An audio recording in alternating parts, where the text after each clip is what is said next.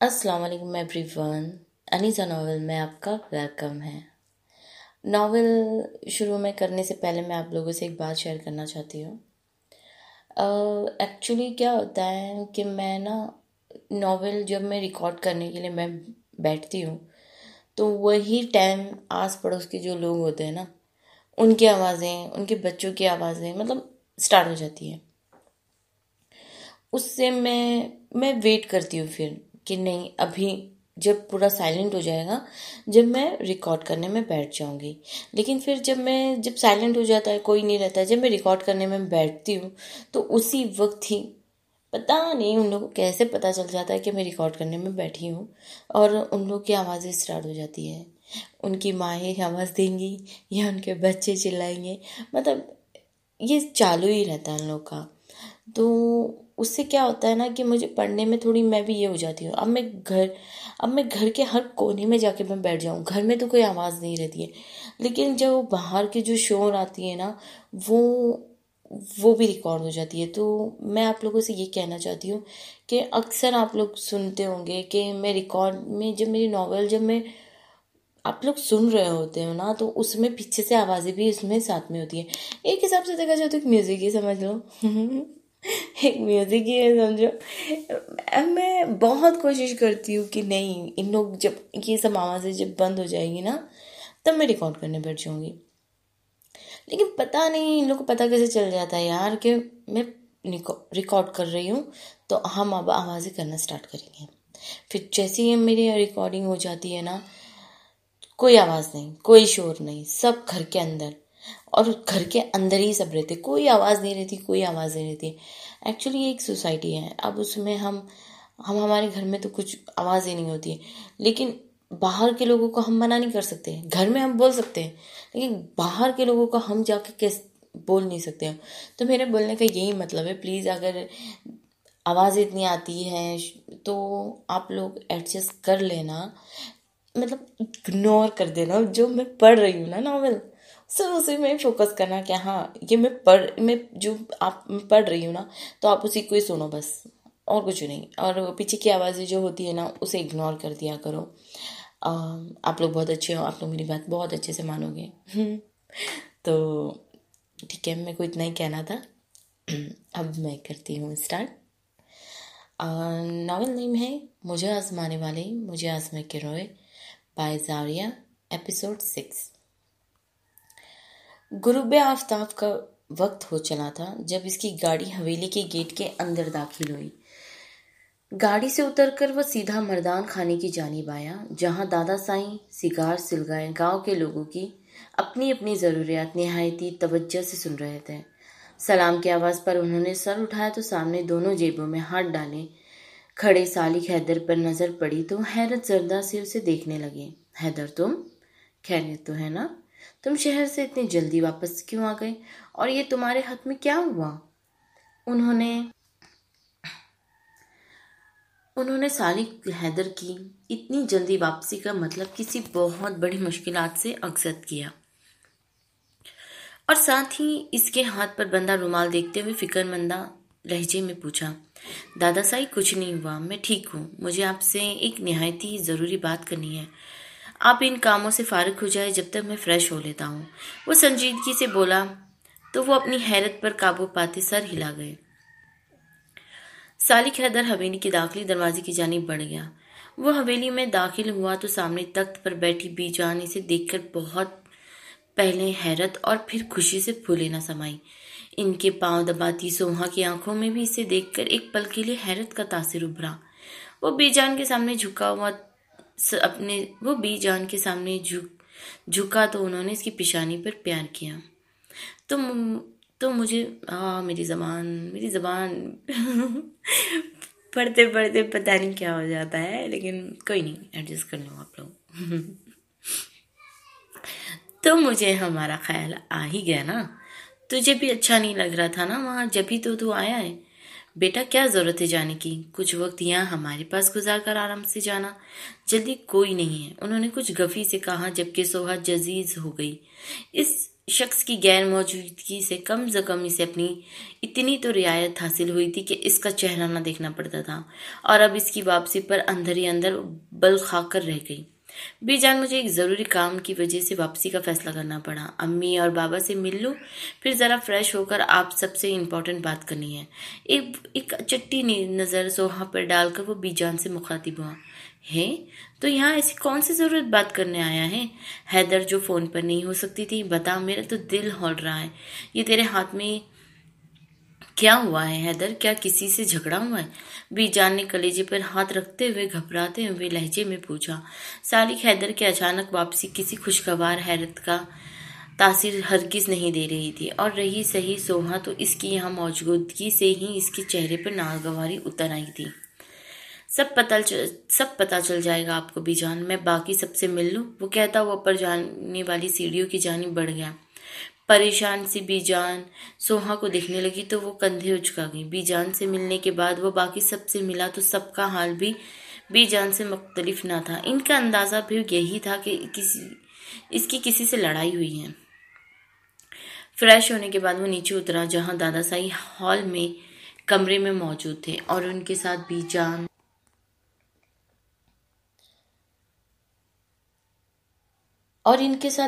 بھی برجمان تھی۔ مہروز خان کے چاروں بیٹے بھی بیویوں سمیت وہاں موجود تھے۔ پوتے اور پوتیاں اطراف میں کھڑے تھے۔ وہ مہروز خان تھے جن کا کام تاخیر نہ کرنے والے۔ سالک حیدر سمجھ گیا تھا کہ دادا سائی کے حکم پر سب کو یہاں اکٹھا کیا گیا ہے۔ وہ گہرا سانس بھرتا ہال کمرے میں داخل ہوا تو سب کی نظریں اس پہ جم سی گئی۔ مراد صاحب کی طبیعت کے پیش نظر آسمہ بیگم نے کل ان کے ساتھ لال حویلی جانے کا فیصلہ کیا، لیکن مراد صاحب بھی اب ایک لمحے کی تاکید بھی نہیں کرنا چاہتے تھے۔ وہ ہمت کرتے بستر سے اٹھ کھڑے ہوئے۔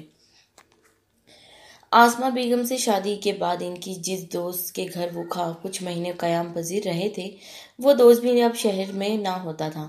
وہ اپنی نوکری کے سلسلے میں بیوی بچوں سمیت دوسرے شہر جا بسا۔ یوں مراد صاحب ایک مخلص دوست سے میلوں کے فاصلے پر ہو گئے۔ وہ اور آسمہ ہی ایک دوسرے کا سہارا تھے۔ انہوں نے آج ہی لال حویلی پہنچنے کی ضد کی تو آسمہ بیگم بھی مجبور ہو گئی۔ سلطانہ کے بیٹے کو بلا کر انہوں نے اسے ٹرین پر سوار کرنے کے لیے کہا۔ چونکہ سلطانہ نے خود ان کی بہت مدد کی تھی، سو اس کے بیٹے نے بھی انکار نہ کیا اور انہیں قریبی اسٹیشن پر لے جا کر خان پور جانے والی ٹرین پر سوار کر دیا۔ سلطانہ نے ان سے پوچھنا بھی چاہا کہ وہ آخر کیوں اور کہاں جا رہی ہے، وجہ کیا ہے۔ انہوں نے کچھ بھی بتانا مناسب نہ سمجھا، بس گاؤں کا نام بتاتے ہوئے اتنا کہہ دیا کہ ایک ضروری کام سے جا رہے ہیں، جلدی واپسی ہوگی۔ مراد صاحب اور آسمہ بیگم کی نظروں کے سامنے ایک بہت بڑا سوالیہ نشان تھا، لیکن وہ ایک دوسرے سے نظریں چرائے چپ چاپ ایک ہی منزل پر گامزن تھے۔ آؤ برخوردار، ہمیں تمہارا انتظار تھا۔ سالک حیدر کو دیکھتے ہوئے مہروز سائی اپنے مخصوص باروب لہجے میں بولے۔ جیسا کہ آپ سب جانتے ہیں کہ حیدر کل شہر گیا تھا، لیکن آج اس کی واپسی کی وجہ یہ ہے کہ یہ سب کی موجودگی میں کچھ بات کرنا چاہتا ہے۔ اس سلسلے میں آپ سب کو یہاں اکٹھا کیا گیا ہے۔ بولو حیدر، کیا بات ہے؟ سب کو ان کی موجودگی کی وجہ بتاتے ہوئے سالک حیدر سے مخاطب ہوئے۔ وہ چلتا ہوا ان کے قریب سامنے کھڑا ہوا اور بی جان کی طرف دیکھا۔ بی جان، سوہا کو یہاں پیش کریں، اور علی سے تم جاؤ بی جان کے کمرے سے ان کی پرانی البمز لاؤ۔ بی جان سے کہنے کے بعد اس نے علیزے کو حکم دیا۔ سب کی آنکھوں میں یکایک حیرت اتر آئی تھی، جبکہ وہاں موجود پلوشا کے اندر تو سوہا کے نام پر ہی جیسے کسی نے بارود کا گولہ بھر دیا۔ سوہا، یہ لڑکی تو مسئلہ بنتی جا رہی ہے۔ کلس کس سوچتے ہوئے اس نے سالک کو دیکھا، جس کے چہرے کا تاثر بہت سپاٹ تھا۔ علیزے بی جان کے کمرے سے البمز لے آئی، جبکہ بی جان کے کہنے پر مائدہ سوہا کو لے آئی۔ وہ حیران سی ہوتی مائدہ کے ہمراہ چلتی ہال کمرے میں داخل ہوئی تو اس کی حیرانگی میں اور اضافہ ہو گیا۔ یہاں تو کسی بڑے طوفان کی آمد سے پہلے کی خاموشی چھائی ہوئی تھی۔ یہاں آؤ لڑکی، مہروز سائی نے اسے اس دروازے پہ کھڑا دیکھ کر اندر آنے کو کہا، جبکہ سالک کی نظریں بھی سوہا کے چہرے پر ایک دو پل کے لیے ٹھہر سی گئی، وہ نظروں کا زاویہ بدل کر البمز پر نظریں دوڑانے لگی۔ پھر یکایک اس کی نظریں ایک تصویر پر آ کے رک گئی، اس کی آنکھوں میں تمسکرانا سا تاثیر در آیا۔ ایک ہاتھ جیب میں ڈالے اس نے دوسرے ہاتھ سے اس تصویر کا رخ سوہا کی جانب موڑا۔ اس عورت کو پہچانتی ہو سوہا مراد؟ پرتپیش لہجے میں کہتے ہوئے اس کی جانچتی نظریں سوہا کے چہرے پر جمی تھی۔ سوہا کو ایسا محسوس ہوا گویا اس کی آنکھوں کے سامنے اندھیرا سا چھا گیا ہو۔ وہ پھٹی پھٹی نظروں میں بے یقینی لیے وہ تصویریں دیکھ رہی تھی۔ مہروز سائی کے ماتھے پر بل پڑ گئے، جبکہ بی جان پر تو گویا لرزہ طاری ہو گیا۔ ان سب کا کیا مطلب ہے سالک؟ مہروز خان نے سخت لہجے میں سالک حیدر سے پوچھا، جبکہ سالک کی نظریں ہنوز سوہا کے فقط چہرے پر جمی ہوئی تھی۔ امی؟ میری امی ہے یہ تصویریں تو میری امی کی ہیں۔ یکایک سوہا تڑپ کر چلائی تو وہاں موجود تمام نفوس کی آنکھیں حیرت کی ذاتی سے کھل گئی۔ سوہا کے منہ سے گھٹی گھٹی سسکیاں نکلیں۔ آسماں بیگم کی تصویریں یہاں حویلی میں کیا کہہ رہی تھی؟ یہ ساری باتیں اس کی سمجھ سے باہر تھی۔ اس کی سسکیوں کی آواز سے پورا ہال کمرہ گونج رہا تھا۔ بی جان گویا کرنٹ کھاتی اٹھ کھڑی ہوئی۔ مہروز خان کا بھی پارا ہائی ہو چکا تھا۔ خاموش لڑکی! مہروز سائی کی گرجدار آواز پر سوہا کے آنسو گویا آنکھوں میں ٹھٹر گئے تھے۔ باقی سب خائف سے ہو گئے تھے۔ کیا تماشا چل رہا ہے یہ حیدر؟ کون ہے یہ لڑکی؟ ابھی اور اسی وقت ہمارے سارے معاملات سے آگاہ کرو۔ انہوں نے غصے سے تھرکتی آواز میں اپنا حکم نامہ سنایا۔ یہ سب کیا ہے حیدر؟ سوہا یہ تم کیا کہہ رہی ہو؟ مجھے کچھ سمجھ میں نہیں آ رہا، مجھے پوری تفصیل بتاؤ۔ تم تو حیدر کے ملازم متین کی بیٹی ہو نا، تو یہ مراد کون ہے؟ بولو۔ انہوں نے سخت کھڑی سوہا کے پاس جا کر اسے تقریباً جھنجھوڑتے ہوئے وحشت زدہ لہجے میں کہا۔ سالک نے آنکھوں میں اترتی لالی کے ساتھ اس کا یہ لوٹا پٹا سا انداز دیکھا۔ میں بتاتا ہوں۔ سالک حیدر کی آواز پر وہ اس کی جانب پلٹی۔ وہ چلتا ہوا دیوار پر لگی پینٹنگ کی جانب رخ موڑ کر کھڑا ہو گیا اور شروعات کی۔ جو وہ آگے کہتا گیا، وہاں موجود تمام نفوس کی حیرت کی انتہا پہ زور پکڑتی گئی۔ اپنی بات مکمل کرنے کے بعد وہ پلٹا۔ اس کا مطلب ہے یہ لڑکی اس ناجائز بے غیرت کی بیٹی ہے؟ مہروز سائی دہاڑتے ہوئے اٹھ کھڑے اور جاہرانہ انداز میں سوہا کی طرف بڑھے، جو نیم مردہ سی ہو گئی تھی۔ ان کے یوں خطرناک تیوروں سے اس کی جانب بڑھنے پر بی جان کی خوف کے مارے چیخیں نکل گئی۔ انہوں نے منہ پر ہاتھ رکھ لیا، جبکہ سالک برف رفتاری سے ان کے درمیان آ کھڑا۔ ہٹ جاؤ حیدر، تم اس لڑکی کو ہم سے نہیں بچا سکتے۔ اور آ رہی ہے نا اس کی ماں، آج تو ہم اس بے غیرت کو زندہ دفن کر دیں۔ تم کیوں بچا رہے ہو اس لڑکی کو؟ تم اپنی تزدیل بھول گئے کیا؟ اس ناجائز کی فطرت پائی ہے اس کی اولاد نے۔ اس نے برسوں پہلے ہمیں کہیں کا نہیں چھوڑا تھا، اور اس کی اولاد نے تمہیں ہزاروں لوگوں کے درمیان رسوا کیا۔ ان کی دہاڑتی ہوئی آواز حویلی کی دیواریں پھاڑ رہی تھی۔ بی جان خود سے بمشکل سنبھالتی لپک کر سوہا کے قریب آئی اور اسے باہوں میں بھر لیا۔ گھٹی گھٹی آواز میں روتے ہوئے وہ بی جان کے سینے میں منہ چھپا گئی۔ ایک کے بعد ایک انکشافات نے اسے توڑ پھوڑ کر رکھ دیا تھا۔ دادا سائی، اس نے میری تزدیل کی تھی، میں نے اپنا بدلہ پورا کیا، لیکن اس کی ماں کی گئی غلطی کی سزا اسے دینا غلط ہوگا۔ میرا کام آسماں مراد کو آپ کے حوالے کرنا تھا۔ اب آپ اس عورت کو جو سزا سنائیں وہ آپ پر منحصر ہے۔ سالک نے نپے تلے انداز میں اپنی بات کہی۔ رخسار بیگم تاسف اور غصے کے ملے جلے تاثرات کے ساتھ بیٹی کو دیکھ رہی تھی، جبکہ علیزے تو یہی سوچ کر خوش ہو گئی تھی کہ چلو اسی بہانے سے پیاری سی لڑکی کا کوئی تعلق تو۔ یہ شور بس بہت شور ہو رہا ہے، آپ پلیز اگنور کر دینا۔ تعلق تو ان سے نکل آیا۔ وہاں موجود چند نفوس کے چہرے پر خوشی کے جب چند نفوس کے چہرے پر ناگواری کے تاثرات ابھر آئے تھے، جن میں سرفہرست بلوشا بھی تھی۔ مہروز خان کے چاروں بیٹوں کا حال بھی ان سے کچھ مختلف نہ تھا۔ وہ بھی خطرناک تیوروں سمیت اٹھ کھڑے ہوئے۔ ان کے نزدیک آسماں کی بیٹی ہونا ہی اس کی لڑکی کی سب سے بڑا اور ناقابل معافی جرم تھا۔ یا اللہ، اتنا بڑا انکشاف اور اتنا خوشیوں بھرا انکشاف! تیرا لاکھ لاکھ شکر ہے میرے سوہنے رب۔ سوہا میری دھئی، میری جند جان۔ خانم نے مہروز خان کی خون اندام نظریں خود پر محسوس کر کے بھی انہوں نے نظریں انداز کرتے ہوئے سوہا کو خود میں بھینچتے ہوئے کہا، यकायक इन्हें महसूस हुआ कि कोई जनबिश नहीं कर रही। उन्होंने धड़कते दिल के साथ इसे खुद से जुदा किया तो इनके बाजू में लड़क सी गई। सालिक के दिल को एकदम कुछ हुआ। इसका टूटा बिखरा अंदाज इसकी जहनी हालत की तबाही की निशानदेही कर रहा था। एक पल का सदमा होता तो रो लेते, हमको हर रोज के सदमात ने रोने ना दिया। सोहा मेरी बच्ची, बीजान तड़प कर इसका चेहरा थपथपाती से आवाज देने लगी, लेकिन दूसरी जानिब जामिद खामोशी थी। लंबी पलकें यूं आंखों पर साया फगन थी, गोया कभी ना खुलने का तय कर लिया हो। सालिक का दिल डूब कर उभरा। इसने चाहे जितना भी इससे खुद से अहद किया था, कमजोर ना पड़ने का।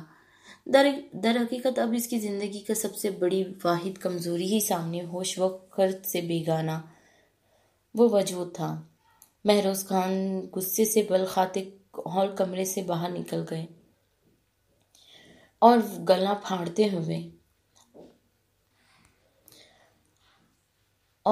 फाड़ते हुए मुलाजमा को आवाज दी। आज तो इनके जा व जलाल देखते हुए मुलाजमिन भी अपनी अपनी शामत आने का खौफ तारी था। अनवर भागते हुए हुक्म की तामील को गोया इनके कदमों में गिर गया। ले जाओ इस लड़की को अस्तबल में कैद कर दो, और खबरदार हमारे हुक्म से इनखराफ की किसी ने कोशिश भी की तो इसका हाल भी इस लड़की से मुख्तलिफ ना होगा। जाओ, उन्होंने सख्ती से कहते हुए हॉल कमरे की जानिब इशारा करते हुए अनवर को हुक्म सुनाया। बीजान को यूं लगा जैसे इनका दिल किसी ने मुट्ठी में लेकर भींच दिया हो। सानिक हैदर यकसत्ता हॉल कमरे से निकलकर महरोज खान के सामने खड़ा हुआ। दादा साईं, आप आसमा मुराद के साथ चाहें जैसा सुलूक करें, लेकिन इस औरत के जुर्म की सजा इसकी औलाद को नहीं मिलनी चाहिए। मेरा आपको तफसीलात से आगाह करने का मकसद ये नहीं था कि आप इस लड़की को इस औरत की औलाद होने की सजा सुनाएं। आपका असल मुजरिम जल्द ही हवेली पहुंच जाएगा। इसने मजबूत लहजे में कहा तो महरोज साईं के होठों पर जहर खुंद उतर आया। नहीं हैदर, क्या इस बेगैरत की औलाद होना इसका जुर्म नहीं है? हमारे फैसले से इनहराफ ना करने का हुक्म तुम पर भी लागू होता है। हम मजीद अब कुछ नहीं सुनना चाहते। उन्होंने दो टोक लहजे में अपनी बात खत्म की तो सानिक हैदर की आंखों में सुर्खी में मजीद इजाफा हो गया। इसने दरिज्दा नजरों निगाहों से सामने बेसुध पड़ी सोहा को देखा। जिस जाविये पे वो खड़ा था उसको साफ तौर पर देख सकता था। वो झटके से पलटा और लंबे लंबे ढक भरता अपनी सीढ़ियां फैलाते हुए अपने कमरे की जानिब बढ़ गया। इनके हुक्म पर अनवर हॉल में सोफे पर बेहोश सोहा को उठाकर जैसे ही कहा हॉल कमरे से बाहर निकला, बेजान तड़पती हुई इसके पीछे ही बाहर निकली। नहीं साईं, ऐसा ना करे, ये जुल्म है साईं। इस मासूम का इसमें कोई कसूर नहीं है। आपकी औलाद है, ये आपकी नवासी है। कुछ रहम करे खुदा के लिए। बीजान ऊंची आवाज में रोती हुई बोली। फजूल बहस नहीं, वो चिंगाड़ते हुए बोले तो बीजान भी बसी से आंसू बहाती वहीं खड़ी रह गई। महरोज खान धम धम करते बाहर निकल गए। खस कम जहां बाक, मजा आ गया अश्नो। पलूषा कमरे में दाखिल होते हुए हाथों को झाड़ते आराम से बेड पर बैठ गई, जबकि इसकी बात पर उसके कमरे के हमरा कमरे में आई अलीजे ने तासिफ से देखा। पलूषा आपी, इसमें खुशी मनाने वाली बात तो कोई भी नहीं है। सोहा आपी बेचारी तो बेकसूर है। आज जो कुछ इनके साथ हुआ है, मैं इनके लिए बहुत दुखी हूँ और मैं इनके लिए दुआ गो भी हूँ कि दादा साईं इनको इन पर और हमारी फुप्पो पर रहम आ जाए। यह हैदर लाला भी ना, क्या जरूरत थी बेचारी को अगवा करने की, लेकिन अल्लाह पाक के हर काम में मसलहत होती है। अगर वो ऐसा ना करते तो हमें कैसा पता लगता कि वो हमारी कजिन है। अलीजे की बात पर पलूषा को तो गोया पतंगे लग गए। सोहा पे बहुत खूब अलीजे, तुम्हें शर्म नहीं आती इसकी हिमायत करते हुए? इसकी माँ हवेली से भाग गई थी।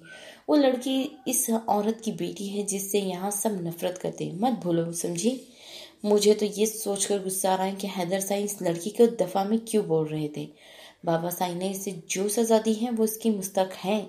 पलूषा तनके से कहते हुए जताने वाले अंदाज में बोली।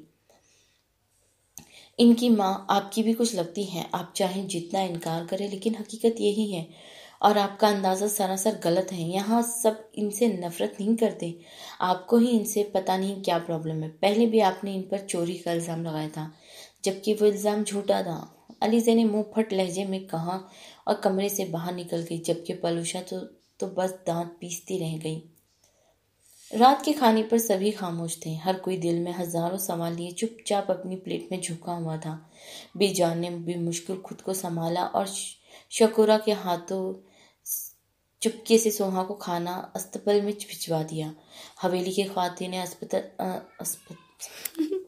मेरी जबान अस्तबल में नहीं जा सकती। इधर सिर्फ मुलाजिम या मर्द हजरात को जाने की इजाजत थी। सालिक हैदर खान लॉन में बैठा सिगरेट सिलगाए बैठा हुआ था। अंदर की जलन कम करने का वाहिद जरिया यही था। सिगरेट पैरों तले मसल कर वो कुछ सोचता हुआ उठ खड़ा हुआ और चलता हुआ अस्तबल की जानिब आया। अस्तबल हवेली के पिछले हिस्से की जानिब था। दोनों हाथों जेबों में डालते हुए अस्तबल के अंदर दाखिल होते ही उसने चारों तरफ नजरें दौड़ाई। अस्तबल काफी बड़ा था, जहां इनके घोड़े वगैरह बांधे जाते थे। यकायक इसके कानों में घुटी घुटी सिसकियों की आवाज आई तो वो बेख्तियार जरा आगे बढ़ आया। तो मतलब वो होश में आ चुकी थी और फिर वो उसे दिखाई दी, उजड़े बिखरे भुलिये समेत जमीन पर घुटनों में सर दिए बैठी। वो अपनी किस्मत पर नौकुना थी। इसके करीब रखा खाना भी जू का तू पड़ा था। सालिक ने जलती आंखें इस पर टिका दी। इसकी आंखों में वाज़ेह अजराब इस तरह उतर आया था। कदमों की चाप पर इसने धीरे से सर उठाया तो सामने खड़े सालिक हैदर को देखकर नफरत की शिद्दत से इसका जिस्म नीला हो गया और झटके से उठ खड़ी हुई। क्यों आए हो यहाँ सालिक हैदर? मेरी बेबसी का तमाशा देखने आए हो? जालिम घटिया इंसान, तुमने मुझसे सब कुछ छीन लिया। तुमने मुझे बर्बाद कर दिया हर लिहाज से। तुमने मुझसे मेरी माँ बाप का बदला लेने के लिए मुझे अगवा किया। तुम अपनी नफरत में इस कदर अंधे हो गए कि तुमने मेरे बीमार बाप और मेरी मजबूर माँ का ख्याल तक न किया। मैं तुम्हें कभी माफ नहीं करूंगी, कभी नहीं। वो बेतहाशा रोते हुए वो चिल्ला कर बोली और वो बिल्कुल खामोश खड़ा इसे देख रहा था। तुमने क्यों किया? ऐसा जवाब दो। मेरी अम्मी तो मेरे बाबा के साथ बहुत खुश हैं। तुम लोग क्यों इनकी जान के दुश्मन बने हुए हो? वो इसी अंदाज में रोते हुए बोली। इसकी आवाज़ गम व गुस्से की शिद्दत से फट गई थी। दूसरी तरफ जामिद खामोशी पाकर वो इसी तरह रोते रोते ज़मीन पर बैठ गई, जैसी रही सही ताकत भी छीन चुकी हो। सालिक बेइख्तियार आगे बढ़कर इसके कंधों से थामता ज़मीन से उठा गया। मेरी बात सुनो सोहा, मैंने तुमसे सिर्फ अपनी तजलील का बदला लिया है। मुझे आसमा मुराद के बारे में कल ही पता लगा था। तुम्हें यकीन करना है करो, नहीं तो मत करो। सफाइयाँ पेश करना मेरी आदत में शामिल नहीं, लेकिन आई नो इस वक्त ये निहायत ज़रूरी है। दूसरी बात, घर से भागी हुई औरत का हमारे माशरे में क्या मुकाम है जानती हो तुम सोहा मुराद? मेरी जगह कोई भी होता तो यही करता। वो सोहा की शिद्दत गिरिया से सुर्ख और थकी थकी आंखों में देखता बोला तो वो एक झटके से इसके हाथों को हटाती पीछे हट गई। तुम लोग जुल्म कर रहे हो, ये तुम लोग गलत कर रहे हो। खुदा के लिए मेरी अम्मी और बाबा के साथ कुछ गलत मत करना। इन्हें बख्श दो प्लीज। मैं हाथ जोड़ती हूँ तुम्हारे। ये देखो मेरे हाथ जुड़ गए हैं तुम्हारे आगे। हम पर रहम करो प्लीज। इसकी आहों और सिसकियों के दरमियान इसके जुड़े हुए हाथों को देखकर सालिक ने आगे बढ़कर बेसाख्ता इसके हाथों को थाम लिया। तुम फिक्र ना करो, दादा साई तुम्हें यहाँ से जल्दी बाहर निकाल देंगे। अपना खाना खत्म करो, शाबाश। खाने की तरफ इशारा करते हुए इसकी हाथों को छोड़ते हुए रुक मोड़ गया। तुम्हें पता है सालिक हैदर खान, तुम्हारी कज़न हूं ना, बायसे शर्मिंदगी है मेरे लिए। मैं तुमसे बेतहाशा नफरत करती हूँ, इतनी नफरत कि जिसका तुम गुमान भी नहीं कर सकते। सालिक हैदर को पीछे से इसकी नफरत में बिछे अल्फाज सुनाई दिए तो वो बिना कुछ भी कहे वो अस्तबल से बाहर निकल गया। सरफू भागता हुआ मुराद खान मेरी जबान को क्या हो जाता है पढ़ते टाइम, पता नहीं, जबान बहुत लड़खड़ा जाती है। कोई ना। सरफू भागता हुआ मर्दान खाने में आया और महरोज साई को किसी औरत के आने की इत्तला दी।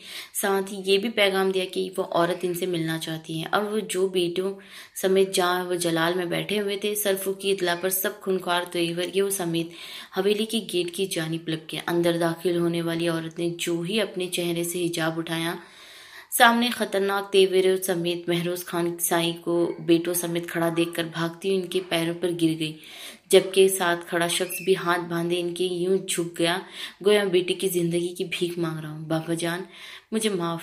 इस औरत के बाकी अल्फाज मुंह में ही रह गए जब महरोज साई की दहाड़ती हुई आवाज में इसकी बेचारगी भरी आवाज दब गई। वहीं रुक जाओ, खबरदार जो आगे एक लफ्ज भी कहा। इनकी चिंगारती आवाज पर इस औरत के तमाम सांस ऊपर की ऊपर ही रहे। महरोज साई की दहाड़ पर हवेली में मौजूद बाकिया मर्द हजरात भी बाहर निकल आए थे। सालिक हैदर तेजी से सीढ़ियां उतरता हवेली की बाहरी हिस्से की जानिब आया, जहां आसमा बेगम और मुराद साहब अपनी तमाम बेचारगी समेत महरोज खान के कदमों में गिरे हुए थे, और वह अपने चारों बेटों समेत यूं इन दोनों को खून अंदाम नजरों से घूर रहे थे, गोया कच्चा ही चबा जाएंगे। हवेली की लड़कियां और औरतें भी दाखिली दरवाजे पर आ गई थी। इतने सालों बाद बेटी को इस कदर बेचारगी हालत में देखकर बीजान का कलेजा मुंह को आ गया था। मुझे माफ कर दे पापा जान, खुदा का वास्ता है आपको। मेरी बेटी बहुत मासूम है, वो बिल्कुल बेकसूर है। इसे आज़ाद कर दे, वरना वो सह नहीं सकेगी, वो मर जाएगी। आसमा बेगम ने तड़प तड़प कर रोते हुए फरियाद की, जबकि मुराद साहब लजरते वजूद और आंखों से गिरते मुताविर आंसू के साथ इनके आगे हाथ जोड़े झुके हुए थे। खामोश बेगैरत औरत, तुम कहो हमें बाबा जान, मत कहो हमें बाबा जान। हमारी इज्जत को मिट्टी में पामाल करते हुए तुमने हमारा ख्याल किया था? क्या कमी रह गई थी हमारे प्यार में? बोलो। तुम्हारी वजह से हमें लोगों की सवालिया नजरें बर्दाश्त करनी पड़ी हैं। तुमने हमारी इज्जत नफ्स व नामोस का जनाजा निकाल दिया। इन सब का कोई हिसाब है तुम्हारे पास? इनकी आवाज में शेर की गर्राहट थी। सालिक हैदर खामोश नजरों से इन दोनों की बेचारगी भरे अंदाज को देख रहा था। आप जो कहेंगे मैं करने को तैयार हूँ। मैं हर तरह से आपसे माफी मांगने को तैयार हूँ। बाबा जान, खुदारा हम पर रहम करें, मेरी मासूम बेटी को आज़ाद कर दे। मैं अपनी बेटी को तकलीफ में नहीं देख सकती। अब आपको खुदा का वास्ता है, उन्होंने गिड़गिड़ाते हुए कहा। तो महरोज खान के होठों पर तंजिया मुस्कुराहट आ गई। फिर ठीक है, इस शख्स को कहो कि ये तुम्हें तलाक दे, और अगर तुमने ऐसा ना किया तो दूसरी सूरत में अपनी बेटी को हमेशा हमेशा के लिए यहाँ छोड़ जाओ। फैसला तुम्हारे हाथ में है। तो बताओ, किससे चुनोगी तुम, अपनी बेटी को या इस शख्स को? उन्होंने तमस्कुराना लहजे में अपना फैसला सुनाया तो आसमा बेगम बेयकीनी और बेतहाशा दुख के मिले जुले तासरात के साथ इन्हें देखने लगी।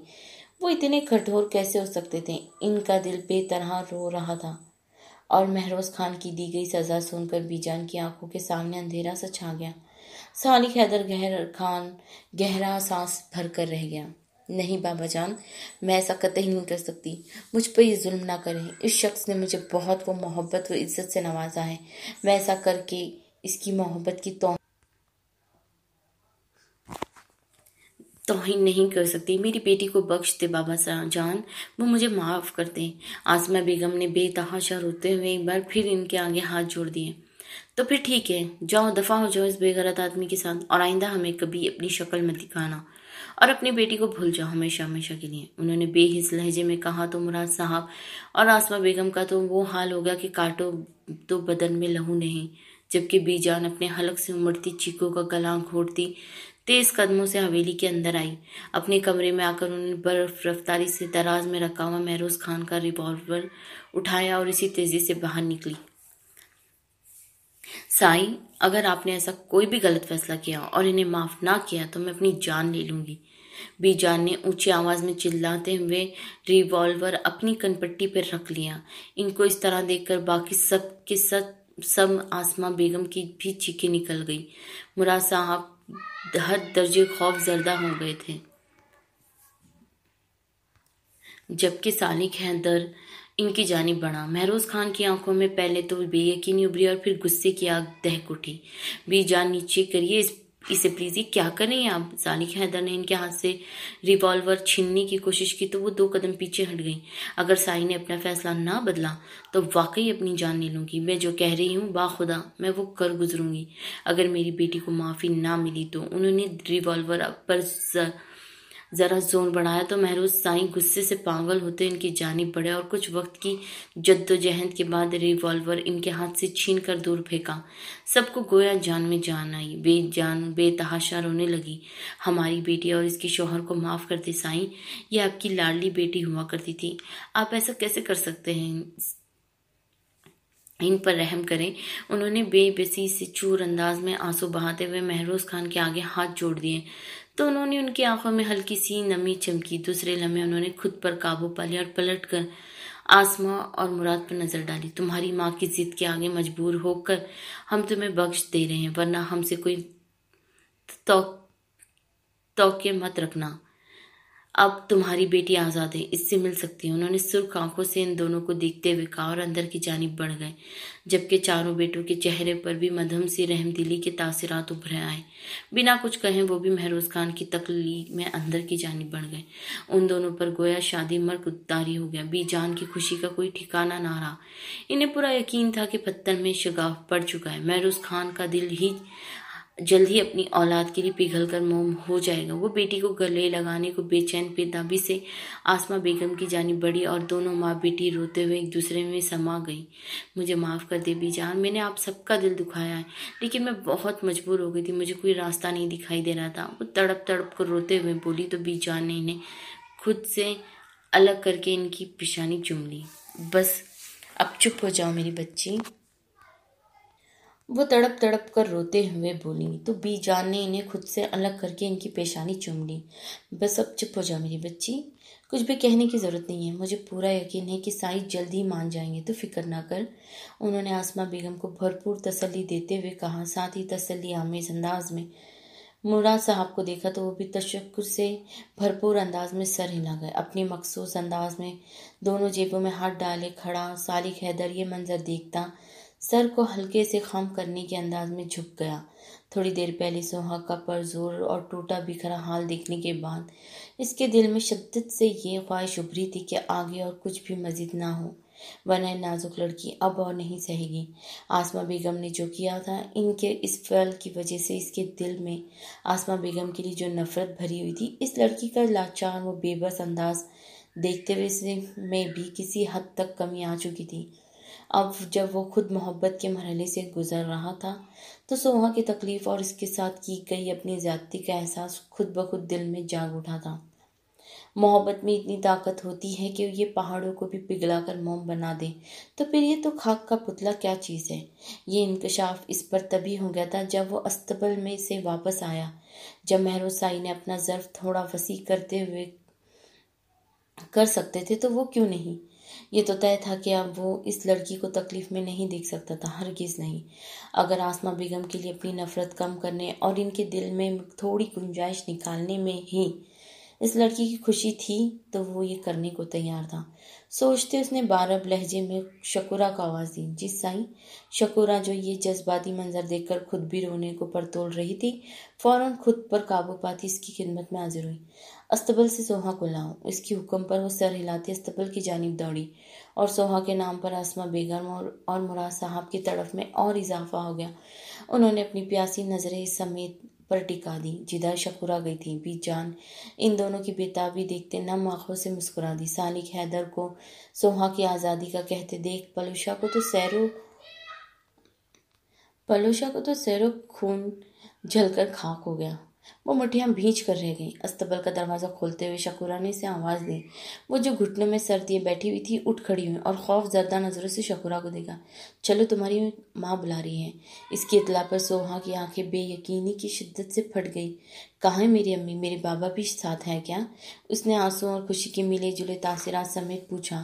اب بنا شکورہ کو جواب سنے باہر کی جانب لپکی۔ ننگے پاؤں، پھولی سانسوں سمیت وہ بکھرے بالوں سمیت وہ حویلی کی گیٹ کے اندر داخل ہوئی۔ سامنے مراد اور آسماء کو دیکھ کر اس کی آنکھوں سے بے شمار آنسو بہنے لگے۔ وہ بھی اسے دیکھ کر تقریباً دوڑتے ہوئے اس تک پہنچے اور اپنے جگر کے ٹکڑے کو سینے میں بھیج لیا۔ امی، میری امی، میرے بابا۔ ان کے مضبوط حصار میں سمٹی وہ مراد صاحب اور آسماء بیگم کے چہرے کو چھو چھو کر محسوس کرتی بلند آواز میں رو رہی تھی۔ اس کی آمد میں وہ ساری تکلیفیں، وہ درد چیخے مار مار کر بین کر رہے تھے جو اس نے اب تک جھیلی تھی۔ میں مر گئی تھی امی، بابا، میں آپ دونوں کے بغیر بالکل مر گئی تھی۔ مجھے اپنے دل میں چھپا لے، مجھے یہاں سے کہیں دور لے چلی۔ چیخ چیخ کر روتے ہوئے وہ آسماء بیگم کے سینے میں منہ چھپا گئی۔ آسماء بیگم نے دیوانوں وار اس کا چہرہ چوم لیا، جبکہ مراد صاحب اسے خود میں سمجھ کے بالوں پر لب رکھے ہوئے تھے۔ वहां मौजूद हवेली के बाकी लोगों की आंखों में इस रूह अफ़ज़ा मंजर को देखते हुए आंसू आ गए। सालिक हैदर को अपनी निगाहें सोहा से हटाना मुश्किल हो गया था। वो यकटक इसे देख जा रहा था। यकायक वो इस पर से नजरें हटाकर हवेली के गेट से बाहर निकल गया। खूब रोकर दिल का बोझ हल्का करने के बाद इसने मुराद साहब का चेहरा अपने हाथों में लिया। बाबा, अब तो ठीक है ना? इसने मोहब्बत से इनके हाथ चूमते हुए पूछा। मेरी बेटी, मेरे साथ होना तो भला कैसे ठीक मेरी बेटी मेरे साथ है ना, तो भला कैसे ठीक ना होगा? उन्होंने इसकी पेशानी पर प्यार किया तो इसकी आंखें आंसुओं से भर गई। कितना तड़प रही थी वो इस लम्स के लिए, कितना रोई थी। कोई इसके दिल से पूछता। बीजान अपने आंसुओं को साफ करती आगे बढ़ी। चलो सब अंदर चलो। उन्होंने आगे बढ़कर सोहा को खुद से लिपटाए हुए कहा तो मुराद साहब और आसमा बेगम की तरफ देखने लगी। वो दोनों भी कुछ झिझकते हुए एक दूसरे को देखने लगे। मगर खानम, सोहा ने कुछ कहने के लिए लब खोले तो उन्होंने इसके मुंह पर हाथ रख दिया। खानम, नहीं, आज से मैं तुम्हारी बीजान हूँ और कोई अगर मगर नहीं, सब ठीक हो जाएगा इंशाल्लाह। साईं का गुस्सा भी ख़त्म हो जाएगा। तुम सब अब यहीं रहोगे हमेशा के लिए, और ये मेरा हुक्म है। उन्होंने दो टोक लहजे में बात ख़त्म किया और उनको अंदर चलने का इशारा किया। खुद अंदर की जानिब बढ़ गई। दिल में हजारों वसवसे लिए मुराद और आसमा ने भी अपने कदम बढ़ाए, जबकि सोहा का तो एक लम्हा या मजीद ठहरने का दिल नहीं था। इसका बस नहीं चल रहा था कि मुराद और आसमा के हमरा भी शहर को रवाना हो जाए, लेकिन मरती क्या ना करती कि मसादी किसे भी बीजान के हुक्म की तामील करनी पड़ी थी। काले कुर्ते शलवार में दोनों आस्तियों को हल्का सा फोल्ड किए, कंधे पर काली शॉल डाले, रिवायती खस्ता पहने, माथे पर बिखरे बालों समेत अपनी हेजल ब्राउन आंखों में दुनिया जहां का इजराब समटे वो ढेरे पर बैठा था। पसंदीदा मशगले सिगरेट में मसरूफ था। पिछले 3 दिनों में इसकी जिंदगी जिस किस्म की तब्दीली से दो चार हुई थी, वो इस बारे में जितना सोचता उतना ही दिमाग माफ हो जाता है। ये इसके साथ क्या हो रहा था वो अब तक ये समझने में नाकाम था। डेरे पर तैनात इनके आदमियों में से कुछ इसके तरफ खड़े थे तो कुछ डेरे की तरफ में फैले हुए थे। वो दुश्मनों से तो इस वक्त बिल्कुल मुकम्मल तौर पर महफूज था, लेकिन इसका सोचो का क्या करता जिन्होंने इसे सुनसान और बीच दोहराए पे तन्हा ला खड़ा कर दिया था। रात काफी हो गई थी, लेकिन वो गोया पूरी रात यहीं गुजारने का तय किए बैठा था। वो दूसरी सिगरेट सुलगाने लगा था कि अपने कंधे पर किसी के हाथों का लम्स महसूस हुआ। सर उठा कर देखा तो यूसुफ खान भाई को खड़ा पाया। इसने वापस अपनी तवज्जो से सिगरेट पर मरकूज की। यूसुफ चलता हुआ दूसरी चारपाई पर बैठ गया। हैदर, तुमने सोहा के साथ ऐसा क्यों किया? वो तभी अंदाज में पूछता इसे देखने लगा, जो यहाँ होते हुए भी शायद यहाँ न था। मैं कुछ पूछ रहा हूँ हैदर, क्यों किया सोहा के साथ? यूसुफ ने सिर होकर सवाल दोहराया। आप शायद भूल गए लाला, मैंने वजह बताई है अपनी इस फाल की। इसने सिगरेट का धुआं फिजा में उड़ाते हुए जराब भरे अंदाज में बालों में हाथ फेरा। तुम ऐसे कैसे कर सकते हो हैदर? तुम्हें पता भी है कि इस लड़की को किस कदर तकलीफ से दो चार किया है तुमने। तुमने इस तुमने इसे इतनी अजियत दी है कि वो तुम्हें कभी माफ कर पाएगी? उसने ताज़ुब और गुस्से से लहजे में कहा तो सालिक हैदर के अंदर इज़राब का तासीर कुछ और गहरा हो गया। प्लीज़ लाला, मैं ऑलरेडी बहुत डिस्टर्ब हूँ। वो सिगरेट अपने खिस्ते तले मसल कर उठ खड़ा हुआ। क्यों डिस्टर्ब हो? वजह जो तुमने चाहा वही तो किया है। तो अब तुम्हारी इजरारी कैफियत मेरी तो समझ से बाहर है। यूसुफ खान झुल्लाते हुए, जबकि वो उसकी दूसरी जानिब रुख मोड़े खड़ा था, जैसे अपनी आंखों से छलकता हाल दिल इस पर जाहिर हो जाने का खदशा हो। अच्छा, रात काफी हो गई है, हवेली चलो। कुछ पल इसके जवाब का इंतजार करने के बाद दूसरी जानिब गहरी खामोशी पाकर यूसुफ खान ने गहरी सांस भरते हुए उसे हवेली चलने को कहा। वो बखूबी जानता था कि वो जवाब के इंतजार में सारी रात भी इधर खड़ा रहा तो भी वो जवाब नहीं मिलने वाला। सालिक हैदर खामोशी से इसकी तकलीफ में हवेली के रास्ते की जानिब हो गया। अंदर आने के बाद आसमा बेगम ने उंगली प्यासी नजरें हवेली की देर वो दीवारें पे डाली। कितने बरस बीत चुके थे इन्हें यहाँ की खुशबू महसूस किए। वो बेताब नजरों से चारों तरफ अपनी नजरें दौड़ा रही थी। बीजान ने बारी बारी सबको तारीफ इनसे कराया। भाभियां भी बहुत गर्मजोशी से इनसे मिली, साथ ही सोहा को भी प्यार किया। बीजान के हुक्म पर शन्नो ने मुराद और आसमा का कमरा तैयार किया, जबकि सोहा के लिए उन्होंने अलहदा कमरा तैयार करने को कहा। मुराद साहब लंबे सफर से کی وجہ سے کافی تھک گئے تھے اور ساتھ سارا دن انہیں جس ذہنی عزت کا سامنا کرنا پڑا تھا، اس سے ان کی تھکاوٹ چند ہو گئی تھی۔ ابھی بھی وہ ان دونوں میاں بیوی کے دل میں مہروز خان کے حوالے سے جو وسوسہ تھا وہ بدصورت کنڈلی مارے ہوئے بیٹھا تھا۔ سوہا ابھی بھی آسمہ بیگم سے ڈھیروں باتیں کرنا چاہتی تھی، لیکن ان کی تھکان کا خیال کرتے ہوئے کل پر ارادہ موقوف کر دیا۔ مراد صاحب اور آسمہ بیگم کو شنو ان کا کمرہ دکھانے چلی گئی۔ سوہا بھی کافی تھک گئی تھی، لیکن اس کے گرد سب نے اپنا ڈیرا ڈال لیا۔ سوہا، آج تو ہمیں بہت بڑا سرپرائز ملا ہے یار، تم ہماری کزن ہو، یہ سن کر ہمیں بہت خوشی ہوئی ہے، فواد نے چہکتے ہوئے سوہا سے کہا تو وہ نروس سی ہو گئی، ہاتھ ہلکا سا سر مسکرا دی۔ بی جان کی محبت بھری نظریں اس کی بلائیں لی رہی تھی۔ سوہا آپی، میں آج سے آپ کے روم میں شفٹ ہو رہی ہوں، میں آپ کے ساتھ آپ کے روم میں شیئر کر سکتی ہوں نا؟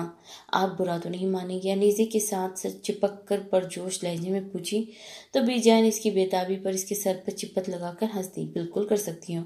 سوہا نے اس کی طرف دیکھ کر اطمینان بھرے بھرپور لہجے میں مسکراتے ہوئے جواب دیا تو وہ ہماری خوشی کی کھل اٹھی۔ پلوشا تو غصے سے پاگل ہوتی کب کی اپنے کمرے میں جا چکی تھی۔ سوہا، اس سے ذرا بچ کے رہنا، یہ بہت پٹاخہ چیز ہے۔ زونیا نے شرارت آمیز لہجے میں سوہا کو ڈرانا چاہا۔ معاذ نے فوراً اس کی ہاں میں ہاں ملائی تو علیزے منسوئی گفی سے انہیں گھور کر رہ گئی۔ لالا، بجائے اس کے آپ اپنی بہن کا ساتھ دیں، آپ اپنی بیگم سے جا ملیں۔ وہ منہ پھلا کر بولی تو سب کا مشترکہ قہقہہ گونج اٹھا۔ سوہا ان کی نوک جھوک انجوائے کرتے ہوئے مسکرا رہی تھی۔ اس پل وہ سب کچھ بھول گئی تھی۔ طبیعت کا بوجھل پن بھی کچھ حد تک کم ہو گیا تھا۔ رات کافی ہو چکی تھی۔ سوہا بی جان کی حکم پر سب باقیہ کی موجیں کل پر چھوڑتے ہوئے اپنی اپنی خواب گاہوں میں چلے گئے۔ وہ اس قدر تھکی ہوئی تھی کہ جب علیزے کے ساتھ سونے کو لیٹی تو اس کی باتیں سنتے سنتے ہی کب نیند کی گہری وادیوں میں اتری پتہ نہ چلا۔ صالح حیدر حویلی آ چکا تھا۔ سیڑھیاں چڑھتے ہوئے اپنے کمرے کی جانب بڑھا، جبکہ سامنے سے آتی علیزے دکھائی دی تو وہ وہیں ٹھہر گیا۔ لالا، آپ اتنی رات گئے کہاں سے آ رہے ہیں؟ علیزے کی نظروں و لہجے میں گفی کا عنصر صاف طور پر نمایاں تھا۔ وہ اب اس سے خفا تھی، وجہ وہ جانتا تھا، لیکن وہ اسے بہت محبت بھی کرتی تھی اور اس بات سے بھی بخوبی واقف تھا۔ بس ڈھیرے پر گیا تھا، تم بتاؤ ابھی تک جاگ رہی ہو؟ صالح حیدر نے پریشانی سے انگوٹھے سے ہلکی سی ضربیں مارتے ہوئے سے پوچھا۔ ہاں، وہ میں سوہا آپی سے بات کر رہی تھی، لیکن وہ تھکی ہوئی تھی، سو گئی۔ میں ذرا نیچے اپنے لیے کافی بنانے جا رہی ہوں۔ وہ اس کمرے کی جانب اشارہ کرتے ہوئے بولی تو اب اس کا اور سوہا کا مشترکہ کمرہ تھا۔ صالح حیدر کی نظریں بے اختیار ہو کر اس کمرے کی جانب اٹھی۔ لالا، میں آپ سے بہت ناراض ہوں، آپ نے سوہا آپی کے ساتھ اچھا نہیں کیا۔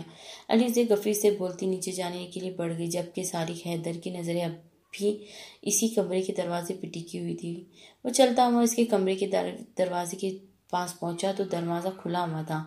وہ سامنے ہی وہ بیڈ پر محوے استغفار نظر آئی۔ اس کے قدم بے ساختہ کمرے کی دہلیز پار کرتے اندر داخل ہو گئے۔ بنا کوئی جنبش پیدا کیے وہ بیڈ کے نزدیک آ کھڑا ہوا۔ سائڈ ٹیبل پر رکھی لیمپ کی روشنی میں بے خبر سوئی کسی پرستان کی شہزادی لگ رہی تھی۔ سفید بے داغ دمکتی پیشانی، خوبصورت نین نک کمبل پر بچھا ہوا، لمبی پلکوں کا جال، سندلی عارضی و نابی ہونٹ، چہرے کی اطراف میں بکھری کچھ آوارہ لٹیں۔ وہ بے اختیار ایک ہاتھ سے سائڈ ٹیبل پر رکھتا اس پر جھکا اور بہت آہستگی سے اس کے بالوں کی لٹوں کو پیچھے کیا اور نظریں اس کے چہرے پر ٹکا دی۔ پھر یکایک وہ ہوش میں آتا اس پر سے نظریں ہٹا کر پیچھے ہٹا اور کمرے سے باہر نکل گیا۔ علیزے کا دور دور تک کوئی پتہ نہ تھا۔ اپنے کمرے میں آ کر وہ دروازہ بند کرتا، گویا کسی ہارے ہوئے جواری کی طرح بالوں میں ہاتھ پھیرتا بستر پر گر گیا اور سلگتی ہوئی آنکھیں میچ گیا۔ سوہا، مراد، آج میں خود سے یہ اعتراف کرتا ہوں کہ مجھے تم سے محبت نہیں بلکہ عشق ہو گیا ہے۔ میں نہیں جانتا یہ کیوں اور کیسے ہوا، ہاں مگر میں اتنا ضرور جانتا ہوں کہ اب میری زندگی کے تمام موسم صرف تمہاری ہی ذات سے وابستہ رہیں گے۔ میری زندگی کی بہار و خزاں صرف تمہاری ہی ذات تک محدود ہو چکی ہیں۔ تم مجھ سے دور نہیں جا سکتی، کسی قیمت پر نہیں۔ تمہارے دل میں میرے لیے ہزار نفرت ہی سہی، لیکن یہ تو طے ہے کہ میں اب تمہارے وجود کے بغیر بالکل ادھورا ہوں، نامکمل ہوں۔ میں کبھی نہیں چاہوں گا کہ تم مجھ سے دور ہو اور نہ ہی کبھی ایسا ہونے دوں گا۔ آنکھیں بند کی، وہ ایک جب سے بہت آہستہ لہجے میں بولتا، بالآخر آج وہ خود سے اس لڑکی کے عشق میں گرفتاری کا اعتراف کر چکا تھا۔ تم نہیں تو زندگی میں اور کیا رہ جائے گا، دور تک تنہائیوں کا سلسلہ رہ جائے گا، آنکھیں تازہ منظروں کی آس میں کھو جائے گی، دل پرانے موسموں کو ڈھونڈتا رہ جائے گا۔ آپ کو یہ ناول کیسا لگ رہا ہے، آپ مجھے ضرور بتائیے گا۔ لائک کیجئے، سبسکرائب کیجئے اور کمنٹس بھی کیجئے۔ اپنا بہت خیال رکھیے گا۔ اللہ حافظ۔